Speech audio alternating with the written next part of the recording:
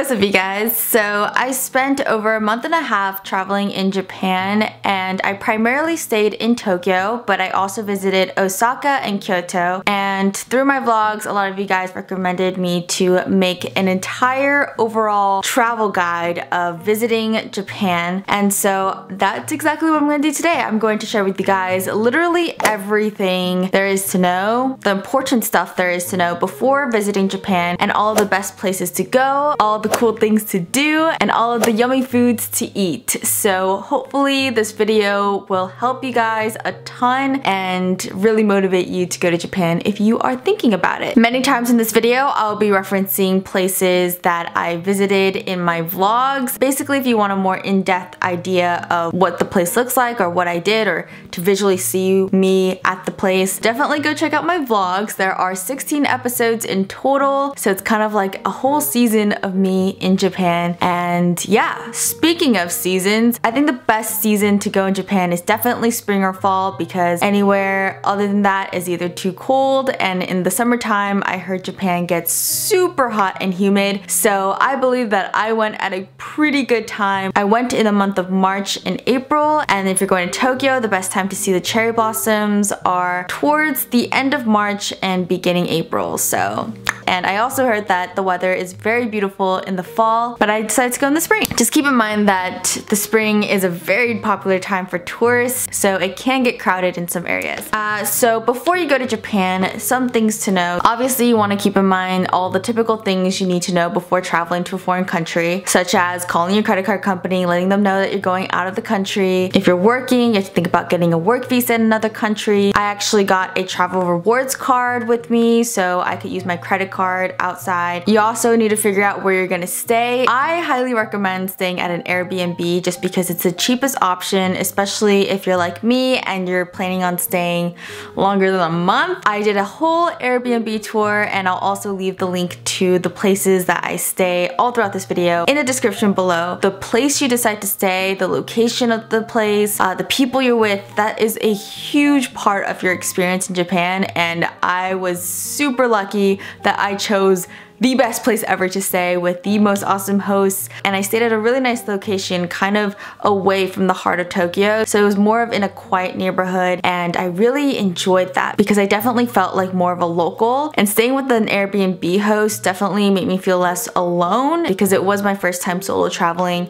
and it was nice to just get help from them with different questions I had, and it was nice to just like talk with them when I felt lonely and bored, you know?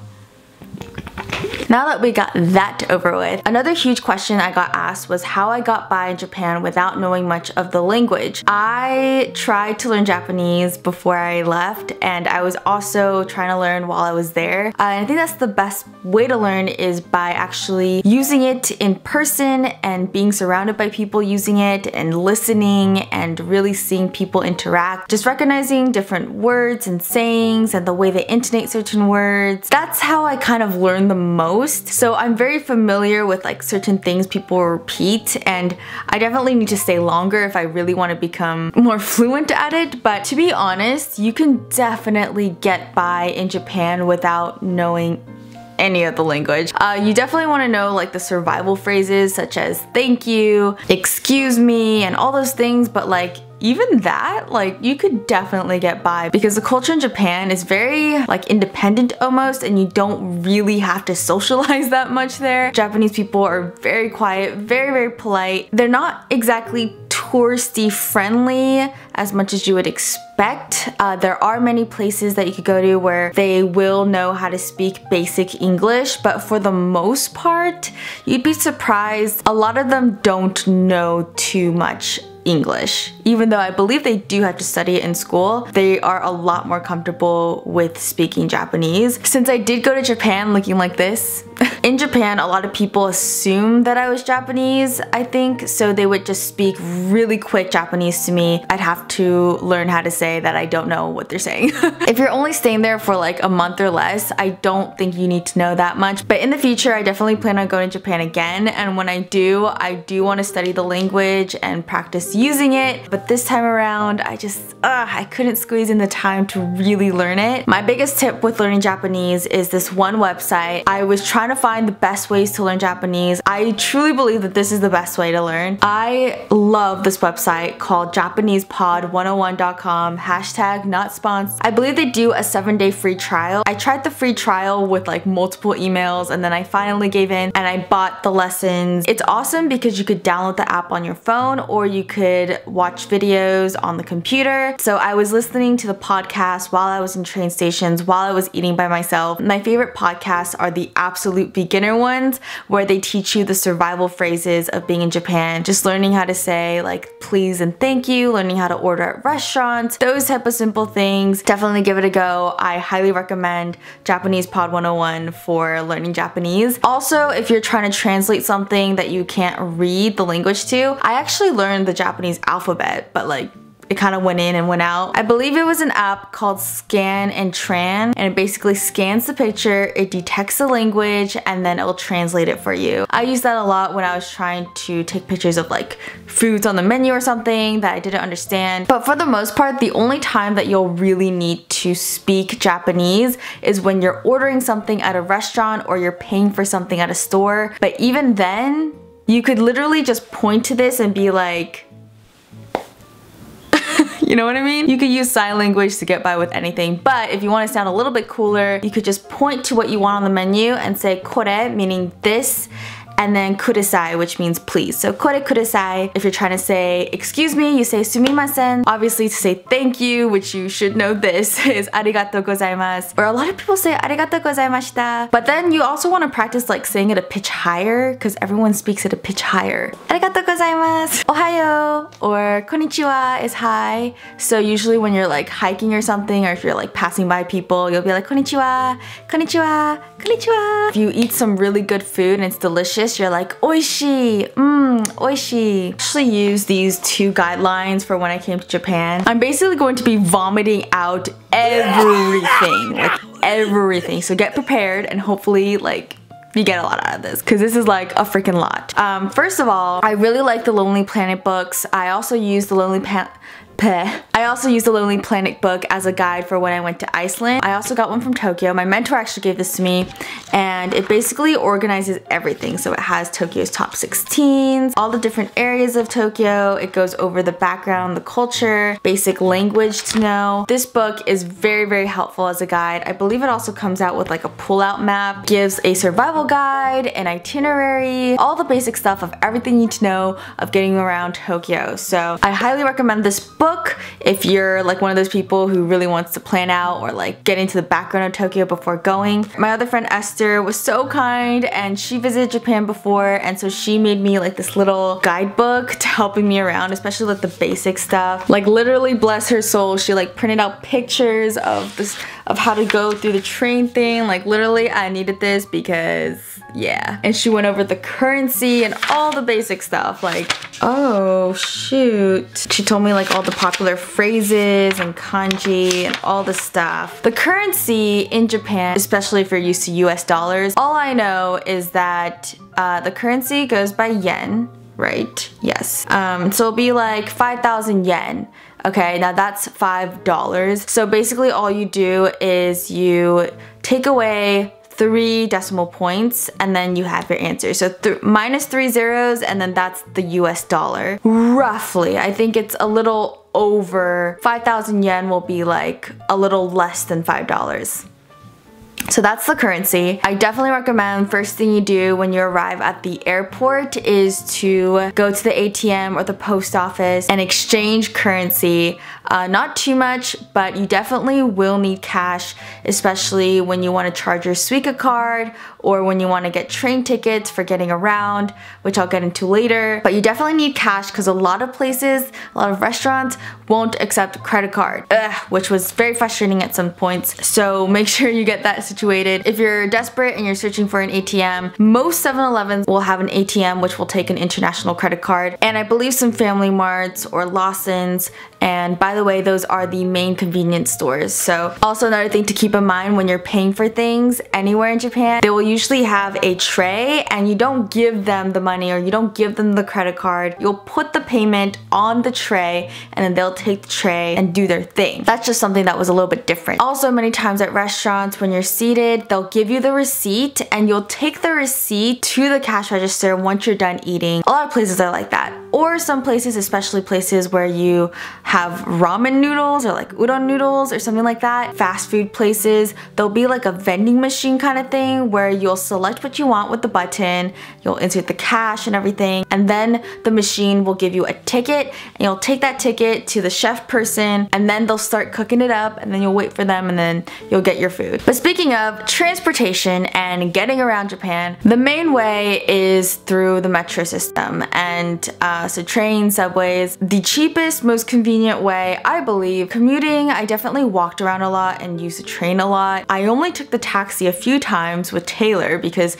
she actually lives in Japan and she gets around with taxi and car, but taxi is a bit expensive. I definitely liked using the train. I actually got used to it and I enjoyed being in a train. Yes, I oddly enjoyed public transportation. Guys, I can't recommend this enough, even if you're staying for only like 3 days. I think it's most convenient to just get a Suica or Passmo card. You basically pay like $5 or something for a Suica card. I actually just got my friends who already visited Japan and she already had her Suica card. When you have this card, all you need to do is charge it, and if you don't have enough on the card, it's okay. You just go to the people on the side or there'll be a machine where you could adjust your fare and just add in the money you need to get through. And so card is most convenient. You could just put the card in your phone or you could put the card in your wallet, so you just scan the card, get through, super fast, super convenient, instead of having to pay for different train tickets for different lines. And with the Suica card, you could actually use it at some convenience stores and at vending machines so that you don't have to worry or fuss about cash and coins and all that. Another thing to keep in mind with Japanese currency is that one coin can be like $5. Oh my gosh, I am so dumb. I meant to say 2 decimal places, so 5, oh, how did I forget? See, I went to Japan and Korea, and in Korea it was 3 decimal places. Japan is 2 decimal places. So scratch everything I said, it's actually 2 decimal places. Oh, how could I forget that already? By the way, Google Maps was my best friend. Basically, all I would do is search up where I need to go. I type in the address. It will give different options for different lines to transfer to. It can be very confusing in the beginning, but basically all the lines are in English and they're kind of color coded. And honestly, the thing about getting around in trains and anywhere and traveling in general, it all just takes practice and getting used to, and sometimes you do need to get lost to learn your lesson for the next time around. And so yeah, I got lost a few times, or more than a few times, but that definitely helped me to getting more used to traveling around Japan. Another app that you could use is Hyperdia. I stopped using it because I eventually got super used to it, but it shows the different train schedules and the times, how you could transfer from one line to the other line. A bit more specific than Google Maps. Google Maps was awesome. Other random things to know about Japan: when you go to a restaurant, they will usually give you hand towels and there won't be napkins most of the time, and there won't even be like spoons, which I noticed. I mean, I can't generalize it for everywhere, but I noticed a lot of places they don't have napkins because they do give you wet hand towels before, which you wipe your hands with before you eat. Another random thing I noticed is that there's a lot of glossy cars in Japan. I realized that in Japan there's a lot of old buildings, a lot of old car models, but they keep everything so clean and new. The cars are always so glossy, especially when you go to like Ginza or like Roppongi or somewhere. There is a lack of public trash cans in Japan, so definitely be prepared to be walking around with your trash, especially if you buy food and you're walking around eating in public. Also, I heard that it's a little bit rude or just a little bit not normal for you to be walking and eating. I don't know why that is, but I guess try to avoid walking and eating at the same time, because not a lot of people are doing it. If you are desperate for a trash can, you can go to a bathroom, or a lot of vending machines will have the recyclable trash cans right next to it. Also, if you're looking for a bathroom, a lot of convenience stores will have it. The main convenience stores are Family Mart, 7-Eleven, and Lawson. I would always go to a Family Mart to find a little tiny bathroom. Like, it may look like they don't have a bathroom, but you search deep inside, there is a little tiny bathroom. Another random thing, another random awesome thing is that they don't take tip. So even when I got a haircut, no tip. Whatever service I got my nails done, got my lashes done, no tip. Most expensive restaurant ever, no tip. Yes. So that's a plus. I heard they would even consider it rude if you try and tip them, so don't even think about it. Just don't worry about it. Another cool thing at restaurants is that they'll usually have baskets underneath the chairs for you to put all of your belongings, or they'll even have coat racks. And I was like, hangers, like coat hangers, like as if you're in a closet. Okay, so now that you know all the survival stuff and all of that is down, by the way, my hair is just whatever. All the places I've been to, all the things to do, all the places to see, everything, okay? Whoa, did the light just like, hello? Hello? Yes, come to me, come. Okay, you ready? Here we go. Places to go. Starting off with Central Tokyo. I mainly stayed there for like a day with my dad, so I'll leave the link to the vlog somewhere. Basically, we went to the Tsukiji fish market in the morning, which is great, especially if you love fresh fish. I definitely recommend walking through the fish market and then sampling different things that they sell. They have a ton of different foods and then free little knickknacks to try. And of course, try some fresh fish. We had some sashimi bowls. It was so good and we spent like hours there, so definitely a fun place to check out, especially in the morning to have some fresh fish for brunch or something. And really close to there, there's different temples, and then you could go to Ginza, which over there we visited a theater where we watched a performance, and to be honest, I was cracked out, so I knocked out, but it was a pretty fun experience. It's a huge theater, and we also visited the toy park there, which I thought was super fun. Many levels, I'd say 5, just throwing out a number. They have little fun toys and interesting things that you could only find in Japan, so I highly recommend checking out the toy park in Ginza. There's a lot of cool high-end stores in Ginza. I also recently discovered that they built this huge mall there. I unfortunately wasn't there when it opened, I don't think, so I didn't get to go check it out. Maybe it was there, I don't know. Especially at nighttime, it's really nice to just walk around and see the lights and the cool architectural buildings with the cool stores, and of course lots of awesome places to eat. Also in Central Tokyo is Akihabara, and that was a place that I always like kind of passed by but never really explored. Especially if you love anime, there's a lot of anime cafes there. I personally am not too much into anime. Also, if you're into like games and things and cosplay, I think that's the place to go. But yeah, other than that, they're known for like their electronic stores and things. Like I said, I personally didn't have too much interest, but I know a lot of people do. So moving on to Western Tokyo, that was like my home. That is where I visited the most, and so it has a very special place in my heart. Starting off with the one and only top site to visit, which is Shibuya, and the very famous Shibuya crossing. There's also the Hachiko dog statue there. Right next to it is the crossing. This is basically where a bunch of streets cross and meet. It's very crowded, super cool city life of Tokyo. It's like once you're there, you're like, ah, I am in Tokyo. It's like what you envision Tokyo to be like in the movies and all that. So that's a really cool place to check out during the daytime, in the nighttime, whatever. And if you want to get a cool time lapse, or if you just want to have a nice view of the crossing, right across the street from the crossing is Starbucks. And if you go to the second floor, you could sit down with your coffee and pastry and just check out the view. I actually kind of snuck in there without having to get anything from Starbucks.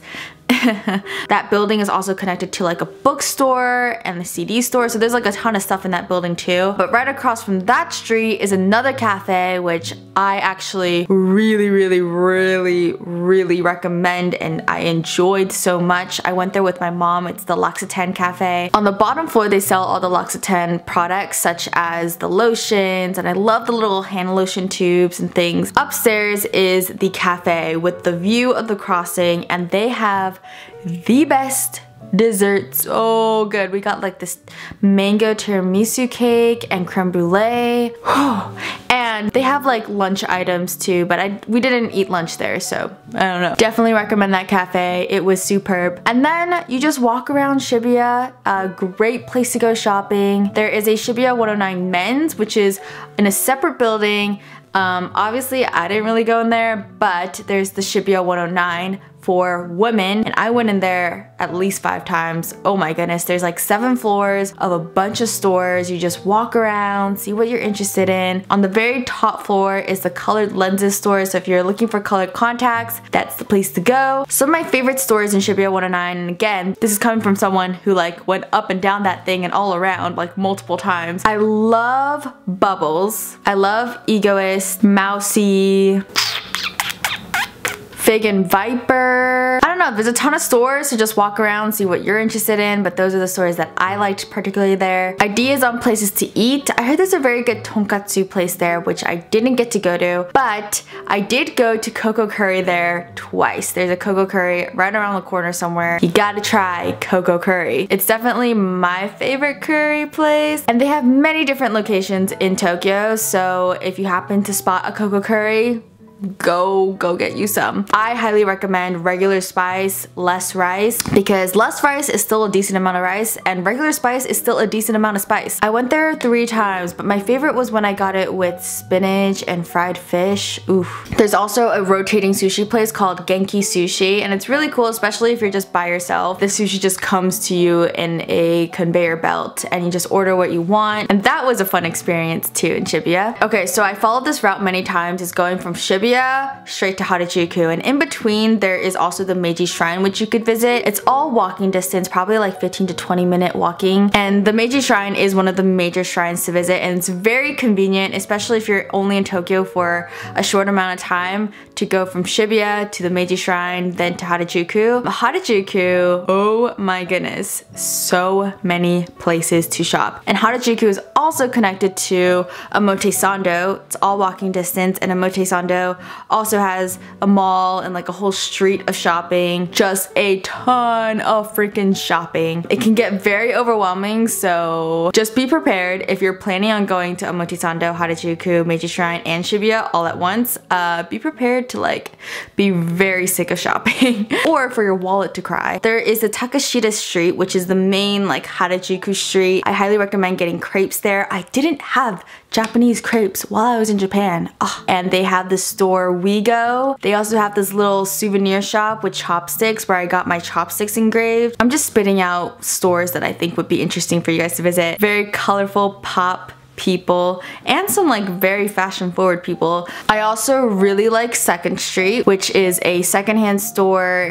There's this whole separate like aisle in Harajuku. I don't know what it's called, not aisle, like street, where there's like all these like low-key stores, like not in the main street but in another street, and that connects to Omotesando, which has more like high-end stores too. So guys, I'm telling you, just so much freaking shopping. And there's another like mall which has a ton of floors of just more shopping, and I went there multiple times too. I forgot what it was called, but I'll leave the name here. But yes, what was another store I liked? Bubbles. There's another Bubbles in Harajuku. There's a store called Nadia. But that was about it. Yeah, that was about it. There is of course the Kawaii Monster Cafe, which I didn't get to go to, but that's in Harajuku. The crazy colorful milkshakes and the colorful pasta, all that crazy stuff, but I heard that you had to reserve it. Next up is Shinjuku, another crazy place to shop, but they're also really known for their nightlife. If you go there at nighttime, it's kind of like the Vegas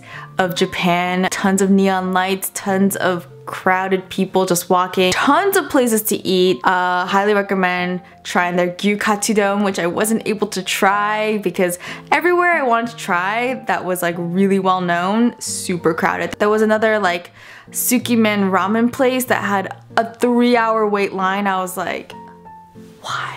All the places that I wanted to try. Oh, by the way, Harajuku and Shinjuku both have purikura machines, which is another thing that's awesome to do, especially if you're with friends and you want to take really kawaii photo booth pics. That's the place, yo! Yeah, there's the Isoten place, and then there's like department stores where the basement of every department store will have a really cool either grocery store or a place where you could buy a ton of food. Yeah, definitely check out the basement level of department stores in Tokyo. Also in Shinjuku, that is where I saw the craziest show ever called The Robot Restaurant. I vlogged all of it. You could get a coupon for it in different magazines at bookstores for free, and that was definitely an experience. Like, wow. So that happened in Shinjuku. Don Quixote, and that's where they have, like, literally it's the Walmart of Japan. But they also have really cool Japanese snacks. There's like really cool onesies and socks and like random AF toys. Weird shiz in Don Quixote. So definitely go check that out. Tokyo Hands, if you happen to see it in Japan, is another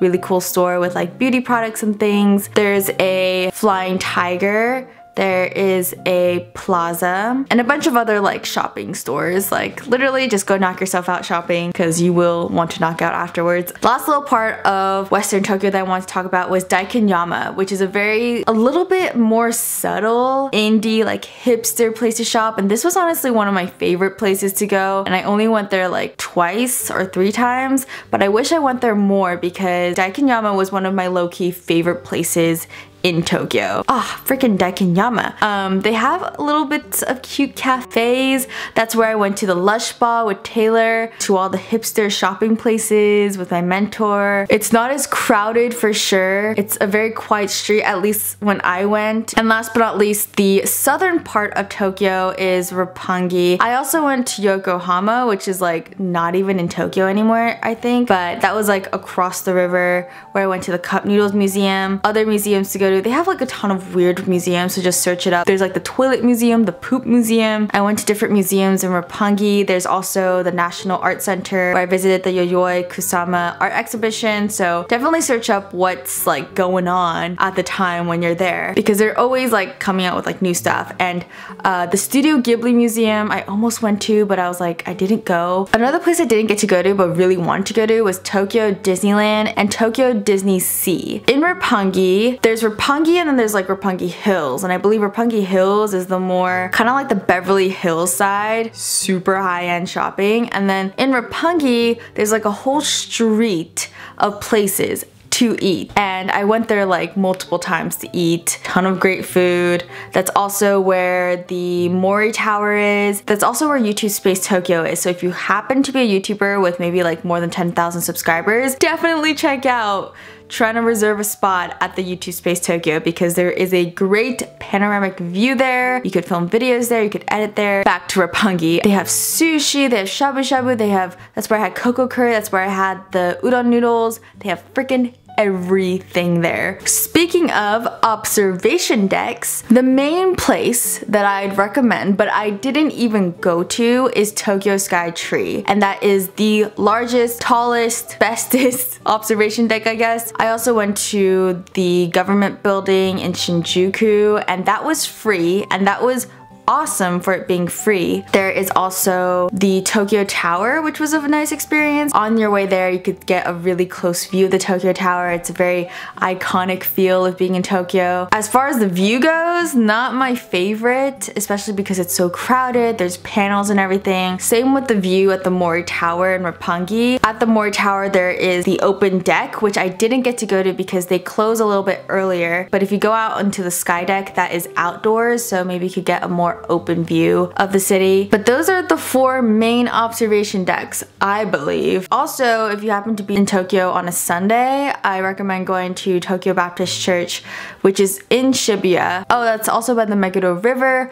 Oh, I have so many suggestions for like cherry blossom viewing. Meguro River, Yoyogi Park. I went by the Tama River, Ueno Park. Ueno is like on the way to Narita Airport. Same with Tokyo Skytree. Guys, like I said, I'm just like vomiting things out. By the way, I have no idea what my hair is doing in this entire video, but YOLO. I just literally went to go have a whole meal. Okay, now moving on to the rando foods to try. Briefly, I say, I did want to touch upon Kyoto. So Kyoto was awesome for sure. When you're there, definitely go to Gion Street. That was my favorite place. Definitely check out the temples, but I wasn't like honestly like super into the temples. I just really like Gion Street, and that whole street I stayed at was awesome. Definitely try unagi, shabu shabu. We tried this whole like tofu set. Herring soba was bomb. Definitely try the matcha soft serve. Matcha soft serve is like everywhere. Definitely try dango. Definitely try the strawberry mochi. Definitely try what else?